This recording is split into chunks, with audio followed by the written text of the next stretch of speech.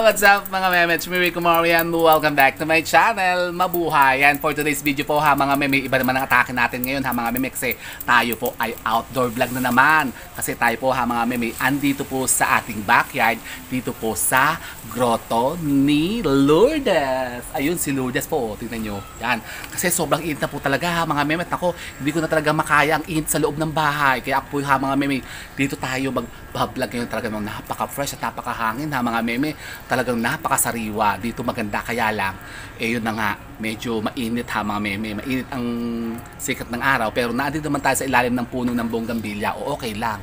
O diba, tingnan nyo ang bonggambilya. Talaga na putos ha mga meme. Sa bulaklak. O ayun pang isa. O ayun. Yan. Kasi dito po ha mga meme yung ating kubo naman. Yan. Kaya lang po hindi ko na po kasi ginagamit yan. Yun yung ating bonggambilya. Yung daming bulaklak o. Yan, so dito po tayo ngayon napili nating mag-vlog kasi ngayon po ha mga meme ay Friday na naman at ngayon po ay may share naman po tayo ngayon na isang napaka-powerful na ritual na pampaswerte. Talaga ba? Ano naman yan? Aba syempre ha mga meme, dapat po ha mga meme lagi tayo nag-iisip ng mga bagong mga pampaswerte na magagamit natin ha mga meme. Katulad halimbawa ha mga meme, kung kayo po may mga businesses, may mga negosyo, dapat po lagi kayong gumagawa ng mga iba't ibang mga ritual na pampaswerte na yun na nga aakit sa mga sinasabing mga positibong enerhiya na magbibigay sa atin ng mga sinasabing mas maraming benta. At ito nyo. Ako, ito nyo at yung OTD. Meron pa tayong pot dito ha mga meme. Kasi parang tayo nasa bukid. Talaga namang, wow, ang sarap ng hangin talaga ha. O, kasi sa loob nakakatusing na kasi napakainit na talaga ha mga meme. Kaya kayo po mag-ingat-ingat. Kung kayo po ha mga meme, wala namang gagawin sa labas. Manahimik na lang kayo sa bahay po ninyo. Mas maganda po ha mga meme, diyan kayo mamalagi sa mga garden. Kung may mga garden kayo, katulad po dito yan, dito lang po yung spot ko lagi pagka ganito mainit. Tapos ako po ito, nag-prepare din nga po ako. Kung nakikita nyo itong nasa lamesa, ako kasi ito, magmimerienda na. Talaga naman, tingnan nyo ha. Ako kasi ha mga meme, naglagan ng saging, tsaka ng Siomote at jitlog. Opo, yan po ang ating merienda ngayon. Halika kain kayo mga meme. Naku, sa yogurt. At yun na nga, habang tayo po ha mga meme, may sineshare ng isang napaka-powerful na, yun na nga, pampaswerteng ritual ha mga meme na magagamit yung nga po sa mga business po ninyo. Ito, tayo ay magmumukbang ng siomote at saka saging. So paano ba yan? So yun po ha mga meme, kaya kung gusto niyo pong malaman kung ano naman po itong isang napaka-powerful na pampaswerteng ritual na ito ha mga meme na magagamit nyo po dyan sa inyo pong mga negosyo, ay panoorin nyo lamang po ang video kong ito. Siya go mga meme.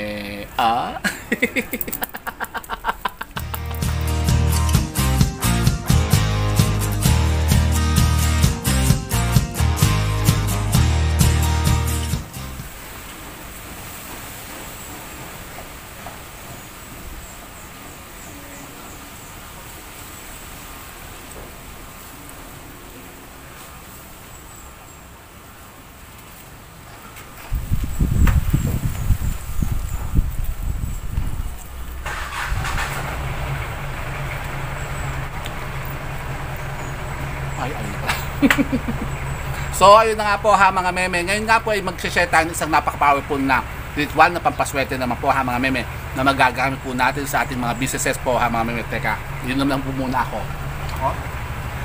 Kung dahirina na ha mga meme. Kasi ako nagkandalin po dito itong ating special na melon juice. Nako, sarap ha. Sabi to, kasi ito po ay tinimpla ko kanina. Melon. Tayo po yung nagtimpla kanina nitong melon. Ayan yan, sarap na melon kasi ngayon kasi mainit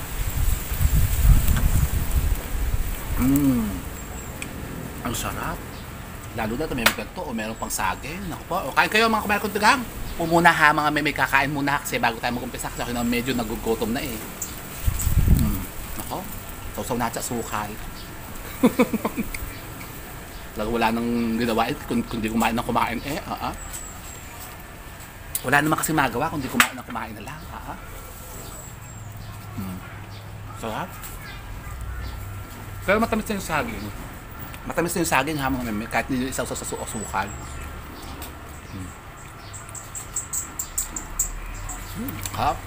Sarap. Meron pa tayo dito itlog Gusto niya itlog? Ako nagdagadi kasi ng itlog. Pang merienda baga.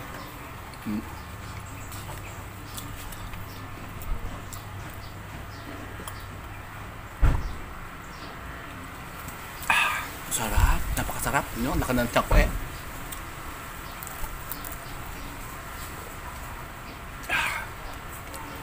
Sarap talaga eh.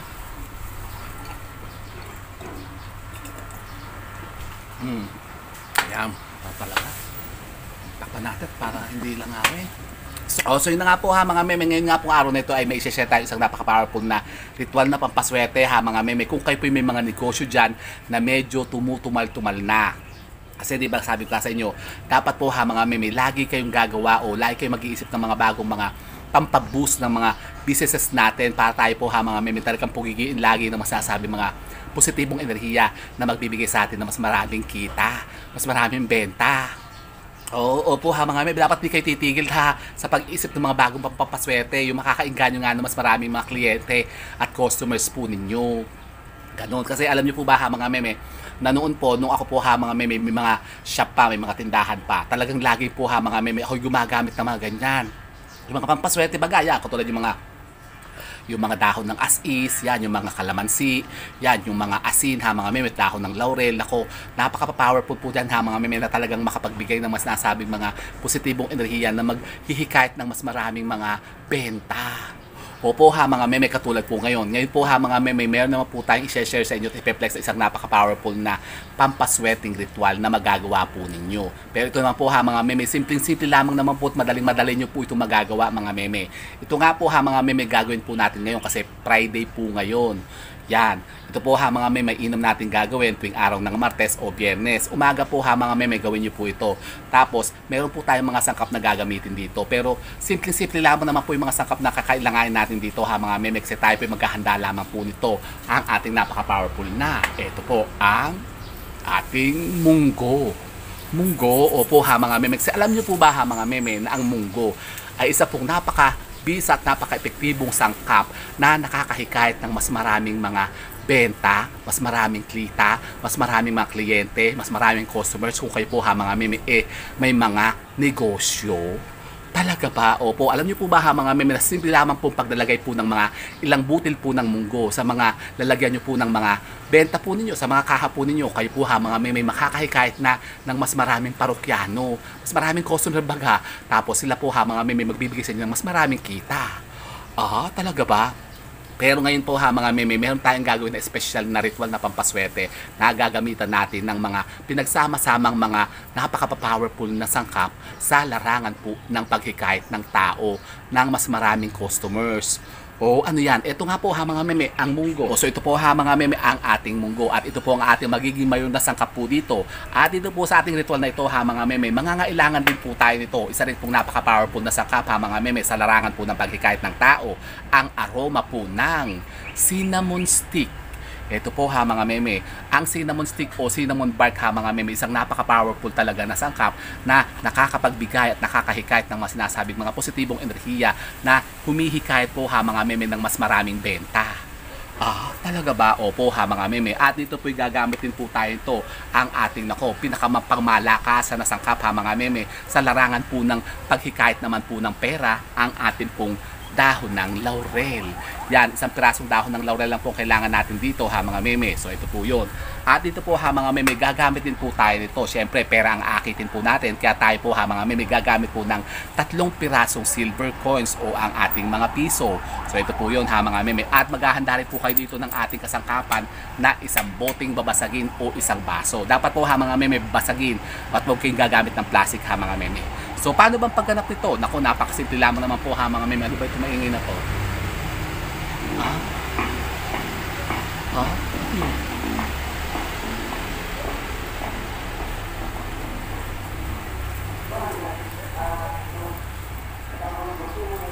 Itapon daw ang basura nyo. Itapon ang basura nyo. Kasi ako tampalang basura ngayon ha mga meme. So huwag yun na pansinin nyo ha mga memes, kaya may nag-aakot lang po ng mga basura. So ganito po ha mga meme pagganap nito. Ito nga po ha mga meme, pwede po natin gawin tuwing araw ng Martes at Biyernes. Katulad po ngayon ha mga meme, Biyernes po ngayon. Teka, tatkalin ko muna itong aking takpemid bidabanas. Nako, init eh. Hi! Maligna, umas ka dyan! Ito naman si Maligna. Okay, binubuisit dito Yan, tayo po maghahanda po dito ng isang baso ha mga meme. So ito po yun. Kahit po gaano kalaki po ha mga meme ng baso, basta't babasagin po ha mga meme, huwag kayong gagamit ng plastic. So ganito po yan, lagay natin dito ha mga meme, kita nyo ba? So ganito po ha mga meme, kayo po maghahanda lang po ng isang boteng babasagin o isang baso po ha mga meme. So ito po yun. At ito po ha mga meme, lalagyan po natin ng ating munggo. Ito po ha mga meme, sasalinan lamang po natin ng munggo ha mga meme. Gano'ng karami? Wala naman po bilang ha mga meme, wala naman po sukat. Kainaman lang po ha mga meme, okay na po yan. Ganito po. Yan, katulad po ito. So kayo po maglalagay lamang po ganyan ha mga meme. Di pwede po sa gagamitin po nating mga bote ha mga meme. Katulad po ito. Malit lang po gagamitin natin dito na bote, yung ating garapon ha mga meme. Yan. Kainaman lang po ha mga meme. O, yung ganyan o, sakto lang po o, ganyan karami lang. O. So ito na po siya ha mga meme. Pagkatapos anong gagawin natin dito? Papatong natin siya dito ha mga meme. Baka mabaksak na naman. Kukunin po natin ha mga meme ang ating cinnamon stick o ating cinnamon bark ha mga meme. At ito po itatanim lamang po natin dito sa gitna niya ha mga meme. Yan. Pagkatapos po ha mga meme, kunin po natin ang ating 3 pirasong silver coins o ang ating mga piso. 3 po ha mga meme. At ito po'y ilalagay lamang natin po dito. Pero bago po kayo gumamit po ng ating mga silver coins o ang ating mga piso po ha mga meme, kailangan po ay i-re-energize po muna natin yan. Kasi syempre, kung saan po galing yan ha mga meme, hindi po natin alam kung kanino galing yan. Ito po ha mga meme, mainam kung hugasan po muna natin ng konting tubig na may asin at suka ha mga meme. Tapos ibilad nyo lamang po sa sikat ng araw. Pagkatapos pwede nyo pong gamitin yan ha mga meme. So ito pong ating 3 piso po ha mga meme, ilalagay lamang po natin siya dito ng paikot ha mga meme. So ganyan. Dapat po ha mga meme, nakatihaya siya, nakaharap po ang tao. Yan. So ganun po. Ano nyo lang po ha mga meme, spread out nyo na lang po yung parang even ha mga meme yung kanyang pagkakalagay. So ganyan po. O, 3 nga paikot ng ganyan yan. Pagkatapos po ha mga meme, kayo kukuha po ng ating pangmalakasan na sangkap ha mga meme na napaka-generous naman po talaga na makapagbigay ng lahat ng ating mga kahilingan, lalong-lalo na po ha mga meme sa usapin na kaperahan. O, so ito po ha mga meme ang ating dahon ng laurel. Pero bago po natin ito gamitin ha mga meme, tayo po muna ay magpetisyon dito at humiling. Yan, ibulong po natin dito yung ating mga pangmalakasan na kahilingan ha mga meme para ito po talaga ay mag-manifest sa atin. So halimbawa, ano ba yung mga pangmalakasan yung kahilingan? Yung pangkalahatan na ha mga meme, halimbawa sabihin nyo sa kanya, ikaw dahon ng laurel, pagkaluban mo ko ng siksik-liglig at umaapaw na kasaganaan. Yan, ganun. Kumbaga ha mga meme, i-claim na natin yan. Pagaganahin natin ang ating law of attraction ha mga meme, para talagang yan ay mag-manifest po sa atin. Pagkatapos yan po ha mga meme, ilalagay na po natin dito sa pinakagitna ng ating ritual na ito ha mga meme. So ganyan po. So ganun lang po ha mga meme. So ito na po siya ha mga meme, ang ating ritual na pampaswerte. So anong gagawin natin dito? Ito po muna ha mga meme, ibibilad lang po muna natin sa sikat ng araw ha mga meme ng mga 15 to 30 minutes po. Tapos kayo po muna ha mga meme, mag-alay po dito ng konting panalangin. Kayo po ha mga meme, manalangin po dito ng isang ama namin, isang abagin ng Maria, isang sumasampalataya. Tapos kayo po ha mga meme, magpetisyon po ulit dito. Humiling po kayo ulit dito ha mga meme na itong ating ritual na ginagawang ito ay talaga mag-manifest po sa atin at ito ay magbigay sa atin ng ating mga minimit-himithing kaswertihan. Ganun po ha mga meme. At pagkatapos po ng 30 minutes po ha mga meme na pagpapasikat po sa sikat ng araw, ito po ha mga meme, ipapasok na natin. At saan po natin ito ilalagay? Ito po ha mga meme, ilalagay nyo lamang po sa inyo pong mga tindahan. Kung halimbawa kayo nga po ha mga meme, may mga physical store, may mga tindahan kayo, halimbawa kayo may mga sari-sari stores. Ito po ha mga meme, ilalagay nyo lamang po dun sa harapan po na mismo ng inyo pong mga yung counter po ninyo o yung mga pinagbebentahan po ninyo. Halimbawa kayo man po ha mga meme, mga nag-o-online selling, wala kayong mga physical store.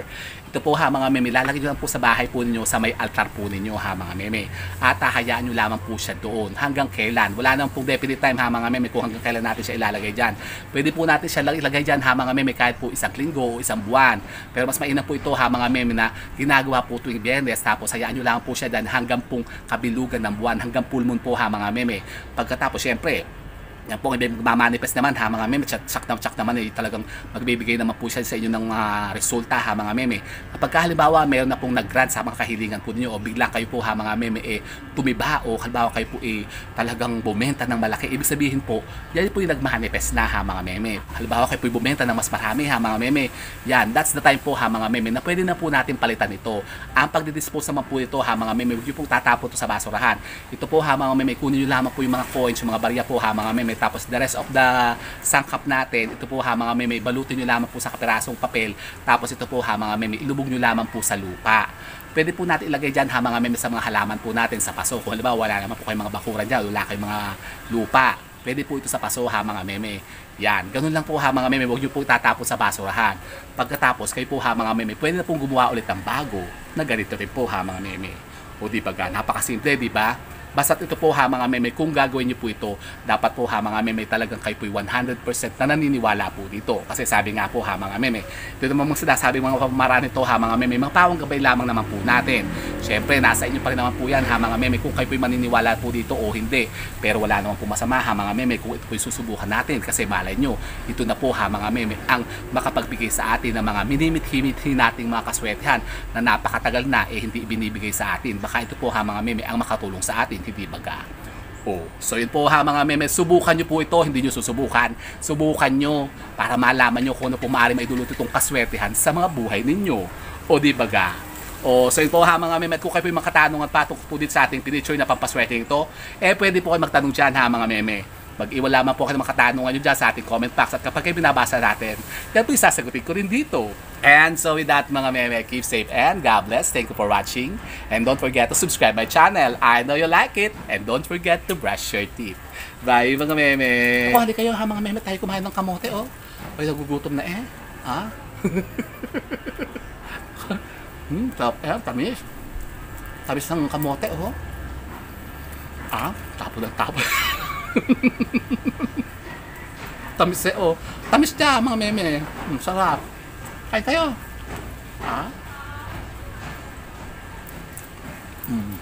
Sarap kayo. Bye mga meme.